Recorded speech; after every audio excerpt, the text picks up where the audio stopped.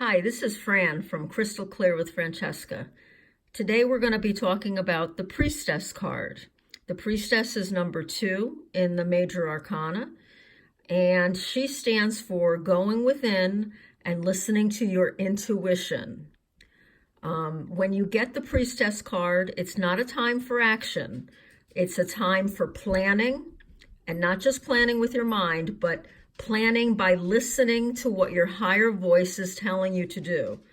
So the advice would be to meditate, to take time before, even before formulating your plan, really thinking about what is needed in order to bring you the greatest good.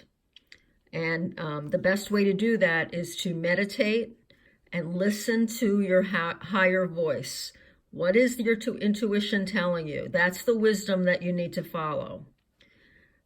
Okay, today we're taking cards from the Lover's Path Tarot, from one of my favorites, the Game of Thrones Tarot, and another one of my favorites, the Psychic Tarot. So the first one we're going to look at, the first card for the High Priestess, is the one from the Lover's Tarot. Excuse me as I try to get this in focus.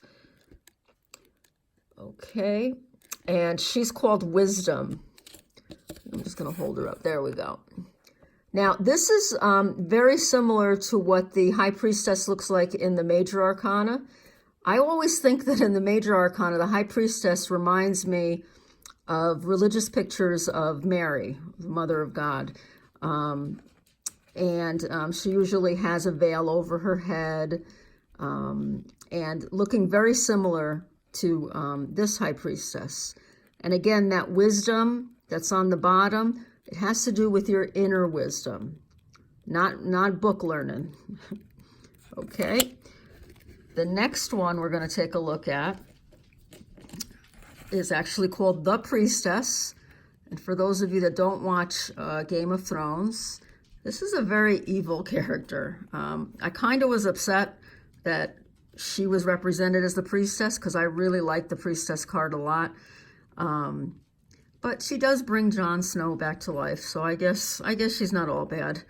And she's a very magical character. You can see the fire plays a big part in her role in the Game of Thrones, and that fire is her magic that she summons from within herself. Okay. And the last example today is called Intuition, and it's from the Psychic Tarot. And again, this is one I really like because I think it makes it really clear that meditation is what this card is calling for. You're closing that door in the background to all the external noises of the world. And you're really looking within and trying to listen for what is the best thing to do for the greatest good of yourself and for others too. Okay, so that's number 2, the High Priestess. Thanks for tuning in. And the next card we'll be looking at is card number 3 of the tarot. Okay, I hope you have a nice night. Bye-bye.